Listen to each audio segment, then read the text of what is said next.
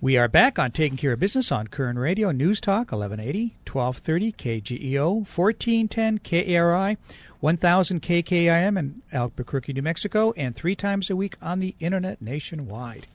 Our next guest is somebody I've been looking forward to interviewing, a gentleman who was a Marine sniper, co-founder and CEO of Team Rubicon, and an author of another great new book, Take Command, Lessons in Leadership, How to Be a First Responder in Business. Jake Wood.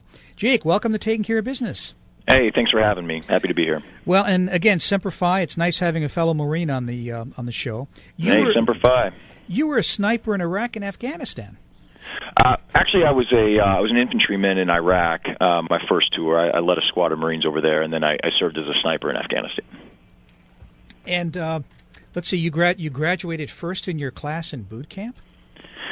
Yeah, I was fortunate enough that I was the platoon guide still standing by the end. I didn't start with it, and plenty fell off along the way. I just happened to be holding the flag when the last day came around, so was fortunate enough to have that privilege. You know, it's funny because that's usually what happens. They go through 5 or 6 people. I went through it once, and I ended up being number 1 in the physical fitness in the battalion. And then I lost at the end to a guy from a little town called Taft, which we're all familiar with, and I'd never heard of it before, being from L.A. So, so it's funny how things work out. Absolutely. What is Team Rubicon, first of all?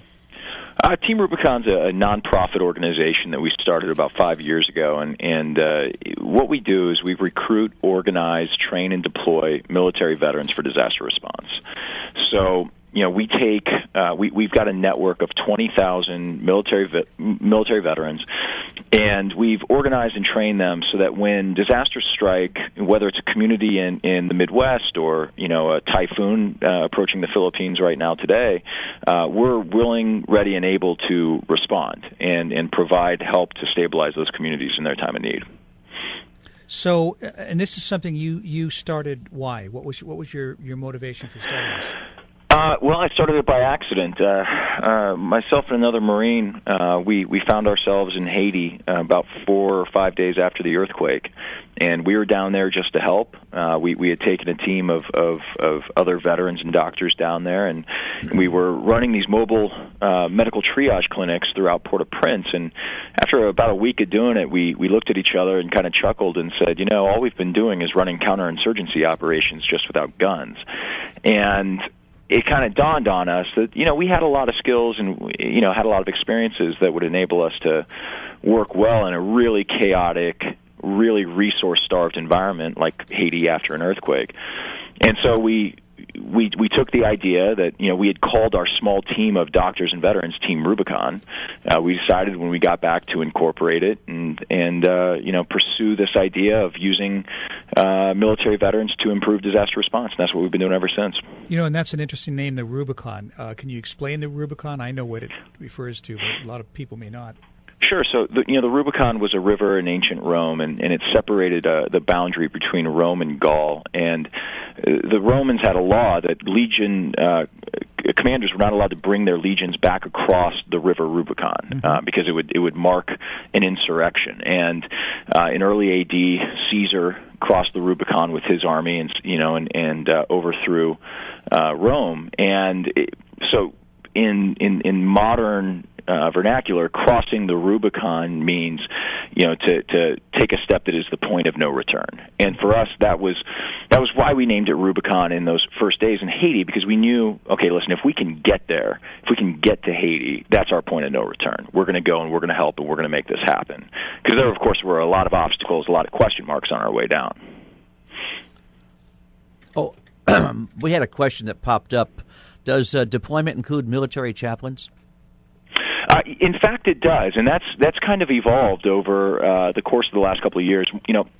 This concept started out as an effort to change disaster response, but what we quickly learned was that this mission was so powerful for the veterans themselves that we soon discovered that we really had 2 purposes. We were improving disaster response, but this mission could provide purpose and community back to the military veterans who were conducting them. And so, we really see ourselves actually first and foremost as a veteran service organization that conducts disaster relief activities. And So what's evolved is that we've built up a network of a community that takes care of itself, right? As these veterans are transitioning, some of them are transitioning better than others.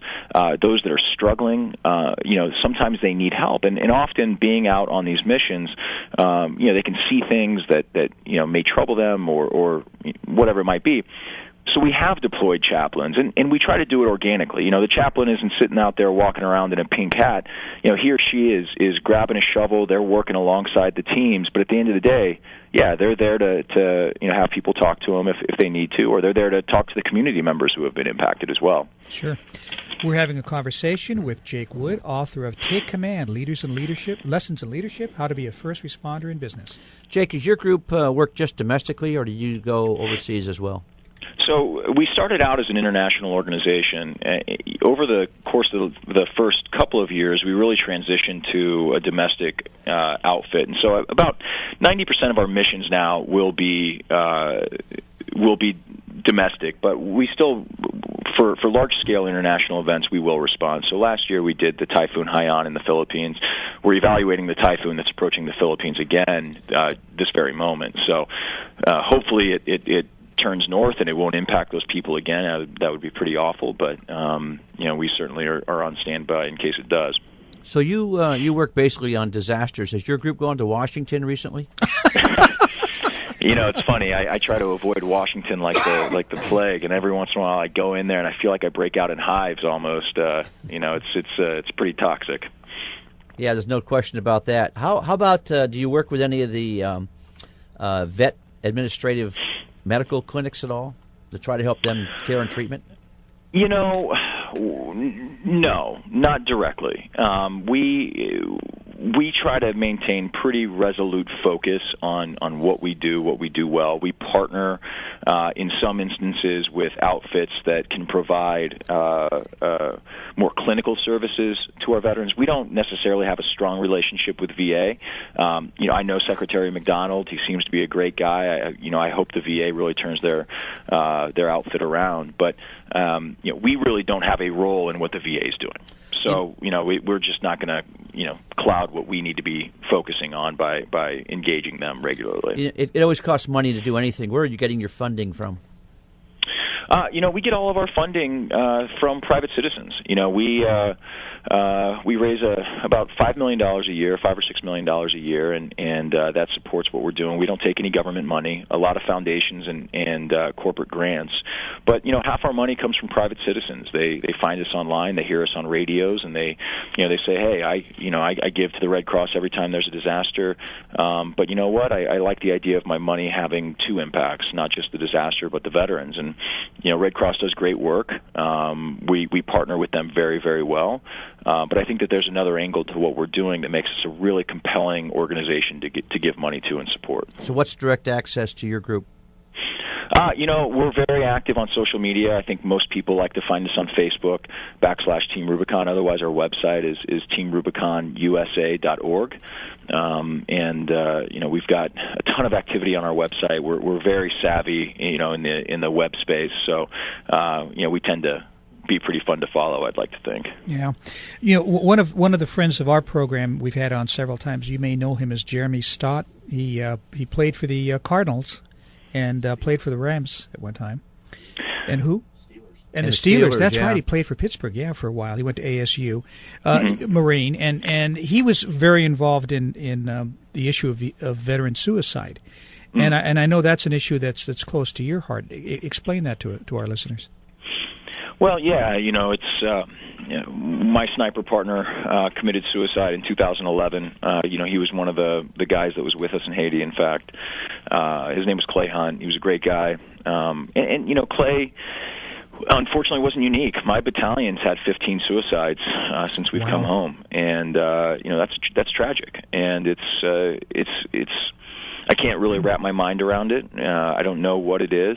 Certainly, we had 2 really tough tours, but we lost, I think, 10 guys in Iraq, 22 in Afghanistan, and to lose 15 when we come home to suicide, and those are just the guys we know of. I'm sure there are probably at least a handful of others. it's tragic. We got to find a way to address that issue. Yeah, no question about it. When we come back from the break, let's talk a little bit about your book. We'll be back in a moment on Taking Care of Business on Koerner Radio News.